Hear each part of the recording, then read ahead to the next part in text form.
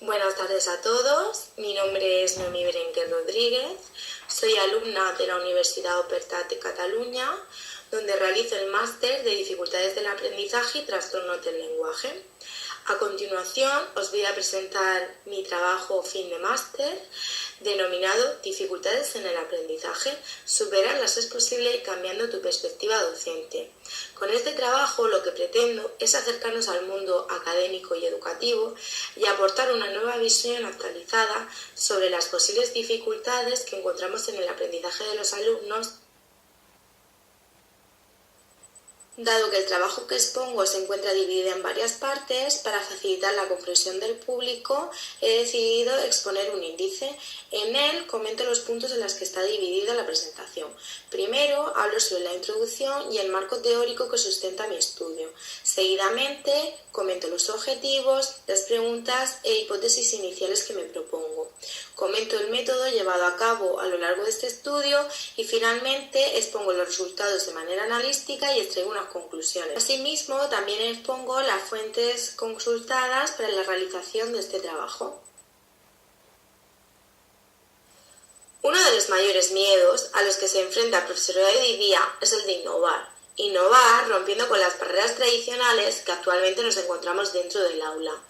Este término es de gran interés docente, ya que nos va a permitir ajustar nuestro proceso de enseñanza y aprendizaje a la demanda del aula y del alumnado. Pero innovar no es suficiente, debemos de además aprender a formarnos en ello. El concepto de dificultades del aprendizaje es de origen americano, pero debemos saber que no ha sido claramente delimitado ni consensuado y por consecuente puede ser interpretado con diversos significados. Si tuviera que elegir la definición más acertada, escogeríamos la perspectiva psicoeducativa, ya que define las dificultades del aprendizaje como un grupo muy heterogéneo de trastornos, deficiencias o alteraciones del desarrollo humano que se manifiestan en problemas significativos en la adquisición y el uso del deletreo, del habla, de la lectura, de la escritura o del razonamiento y habilidades matemáticas. No obstante, si tenemos en cuenta su origen, esta definición pondría mayor hincapié a factores internos, es decir, a caracteres biológicos que el individuo posee, mientras que, gracias a Badía, sabemos que hay otros contextos y otros hándicaps que también inciden en la aparición de dificultades en el aprendizaje. Estas dificultades, de que estoy comentando, son a consecuencia de factores externos, factores como un desajuste entre el proceso de enseñanza y aprendizaje que puede ser causado tanto por la organización del sistema educativo como por la propia naturaleza y características del contenido curricular que se trabaja. Ya sabemos por Piaget que una de las características del pensamiento del niño es la capacidad que éste tiene de captar los estímulos del medio de una forma general y globalizada.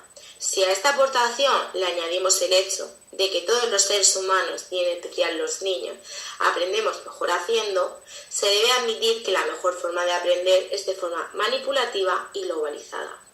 Estas dos características se engloban dentro de una metodología en concreto, la metodología por proyectos. Esta metodología es definida por Vélez y de Pablo como una técnica didáctica que nos permite alcanzar unos objetivos a través de la puesta en práctica de unas acciones, interacciones y recursos que nos van a dar respuesta a una situación o problema. Además, esta metodología por proyectos fomenta la aparición de un aprendizaje significativo. Recordemos que el aprendizaje significativo condiciona el cómo aprendemos. Por todo ello, no debemos de considerar solo un enfoque globalizador, sino también tener en consideración sus intereses, experiencias y conocimientos previos. Para concluir, esta metodología debemos de saber que el alumno no aprende de forma analítica o fragmentada, sino que entiende la totalidad de lo que se enseña. Una de las mayores dificultades que debe hacer frente el sistema educativo tradicional es la necesidad de proporcionar una enseñanza individualizada. Para ello, según Millares, Gómez, Sánchez y Prieto, nos afirman que es el profesorado quien debe utilizar y poner en marcha aquellos mecanismos que permitan aprender a todos los alumnos del aula por igual, independientemente de las características que estos posean.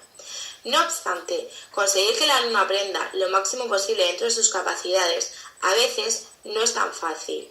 A pesar de que el docente es el encargado de conseguir una educación inclusiva y de calidad, existen numerosas barreras que la dificultan. Algunas de estas barreras ya han sido comentadas a lo largo de esta exposición, pero la que más incide dentro de las dificultades del aprendizaje dentro del aula es el currículum. El currículum es una de las barreras más importantes dentro del aprendizaje. Existen enfoques metodológicos y educativos que nos permiten hacer frente a la nueva demanda del sistema educativo. Uno de estos enfoques es la enseñanza multinivel. Esta enseñanza multinivel es definida por Navarro como un enfoque que permite al docente diseñar una sesión que tenga en consideración a todo el alumnado. Como podemos observar a lo largo de mi exposición, los centros educativos aún necesitan por evolucionar, pues en la actualidad la presencia de enfoques como estos son escasos e insuficientes. En la mayoría de ocasiones es el propio despliegue curricular y el desajuste entre el proceso de enseñanza y aprendizaje el que ocasiona dificultades en el aprendizaje dentro del aula y del alumnado.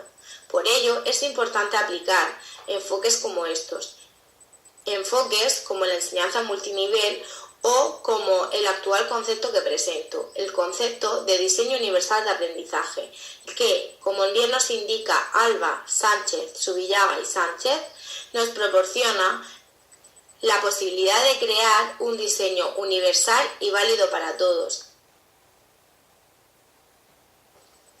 Una vez analizadas las bases teóricas y las definiciones de autores que sustentan el presente estudio de casos, voy a dar lugar a los objetivos, así como interrogantes y hipótesis iniciales propuestos. Como objetivo principal encontramos la identificación de dificultades en el aprendizaje derivadas de factores externos y como objetivo secundario la de diseñar e implementar una propuesta de intervención que nos permita solventar las dificultades identificadas.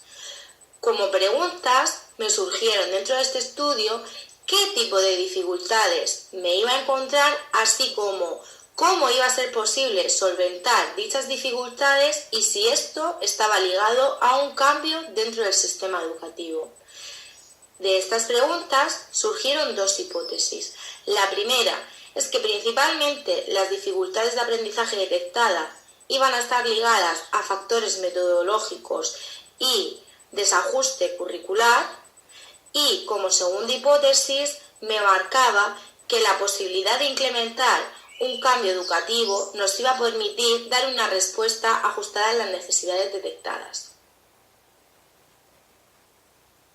Para desarrollar el apartado del método voy a tratar tres temas principales: participantes, instrumentos y procedimiento. De los participantes, mencionar que el estudio se lleva a cabo en un centro público de mi localidad, dentro de la región de Murcia, que atiende, además de la etapa de educación infantil, la de primaria. Más concretamente, nos ubicamos en una aula ordinaria del primer tramo de educación primaria, donde contamos con el tutor y los 25 alumnos que conforman el aula. Entre ellos, 13 son niños y 12 son niñas, y algunos, además, poseen necesidades educativas especiales. Esta selección del aula se debe principalmente a que se están evidenciando dificultades en el aprendizaje de estos alumnos, principalmente en el área de ciencias naturales. Por ello, además, mi estudio de casos se centra en esta asignatura, pues las ciencias naturales son esenciales para comprender el mundo que nos rodea. En cuanto a los instrumentos, decir que la evaluación es un elemento fundamental. Por ello he establecido dos tipos de evaluación. Una evaluación inicial, donde identificar las dificultades del aprendizaje. Para ello he creado dos cuestionarios, uno para el tutor y otro para el alumnado. Y una evaluación posterior, donde tras identificar los resultados pongo en marcha una propuesta de mejora. En referencia a los procedimientos realizados, decir que he seguido principalmente tres pasos. El primero, una observación y una recogida de información. El segundo, un análisis de los datos obtenidos en los cuestionarios. Y el tercero, una puesta en práctica de un cambio metodológico y educativo para solventar las dificultades detectadas. Globalmente podemos encontrar una diferencia significativa entre los resultados de la gráfica del tutor y la del alumnado. No obstante, voy a detallar la información más relevante de cada bloque. Del bloque de la metodología, donde se han agrupado ítems sobre el proceso de enseñanza-aprendizaje y la atención a la diversidad, decir que se encuentra muy dispar. El docente con un 60% considera satisfecho con la metodología utilizada, mientras que con un 40 y un 30% el alumnado se cree que esto podría ser mejorable o que incluso hay algún tipo de metodología que no se lleva a cabo. El despliegue curricular y la presentación del contenido, estos dos bloques se pueden unificar por su semejanza en las gráficas. El docente se encuentra satisfecho con los contenidos realizados, así como su secuenciación, mientras que el alumno considera con un 40 y un 45% que los contenidos podrían ser secuenciados de una mejor manera. En referente a la evaluación encontramos una gran diferenciación. El docente se encuentra satisfecho con la evaluación, quien opina que se encuentra adecuada a las necesidades del alumnado, mientras que el alumno considera que a veces no se ajusta a las necesidades que ellos presentan. Los recursos materiales, destacar de este bloque que los alumnos principalmente donde más demandan es en el uso de las TIC. En cuanto al factor motivacional, la interacción y el clima del aula, podemos analizarlo de forma conjunta, dado que la diferenciación entre ambas gráficas es muy semejante. El docente se encuentra satisfecho con la forma en la que lleva a cabo estos bloques, mientras que el alumno en su gran mayoría demanda una mejora de estos aspectos. Los resultados de esta evaluación posterior han sido extraídas tras la aplicación de un cambio educativo dentro del aula y podemos comprobar, tras los resultados anteriores, cómo estos resultados han mejorado significativamente. El alumno ahora considera que la labor y despliegue curricular del docente ha mejorado considerablemente. Estas mejoras se pueden observar principalmente en el bloque metodológico, que ha aumentado un 70%, así como en la motivación del alumnado por el aprendizaje. Además, al realizar una enseñanza globalizada, la interacción y comunicación ha aumentado considerablemente respecto a la gráfica inicial. Comentar que el único bloque que no ha variado mucho ha sido el de la evaluación, ya que el alumno se ha mantenido un poco reticente al observar una evaluación diferente a la tradicional. Estaban nerviosos ante la posibilidad del suspenso. A lo largo de este estudio se ha pretendido analizar críticamente el mundo académico y educativo, aportando una visión actualizada de las dificultades de aprendizaje derivadas de factores externos e interpsicológicos que presenta un grupo de alumnos en concreto. Si nos paramos a pensar, nosotros aprendemos las cosas según como nos la enseñan. Esto justifica que la metodología sea vista como aquel recurso que favorece al alumno cómo aprender. Por todo ello, considero que los enfoques educativos que vengo defendiendo a lo largo de todo este trabajo sean considerados una buena apuesta para conseguir un sistema educativo innovador, integrador y de calidad.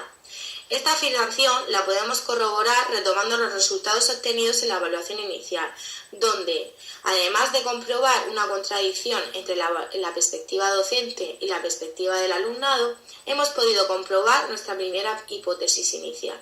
Esta hipótesis inicial hablaba sobre que las dificultades de aprendizaje que íbamos a detectar iban a ir sobre factores externos a consecuencia de una mala praxis docente y un desajuste curricular.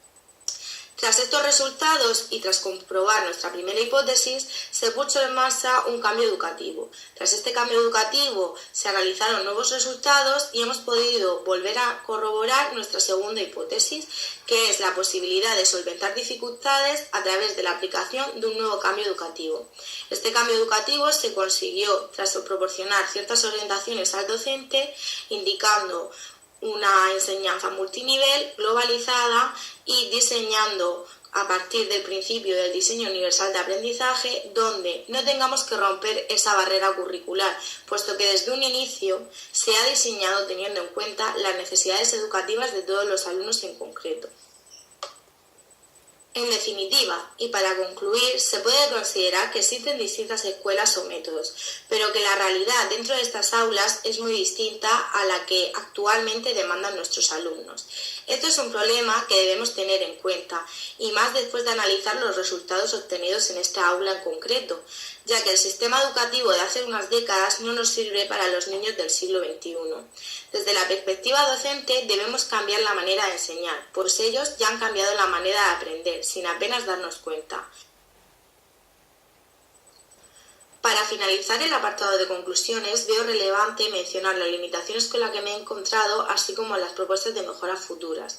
Respecto a las limitaciones, mencionar que la muestra de participantes podría ser ampliada, dado que de esta forma los resultados obtenidos serían mucho más fiables y enriquecedores. Además, esta muestra podría pertenecer a contextos educativos diferentes y de esta forma obtendría resultados de diferentes aulas.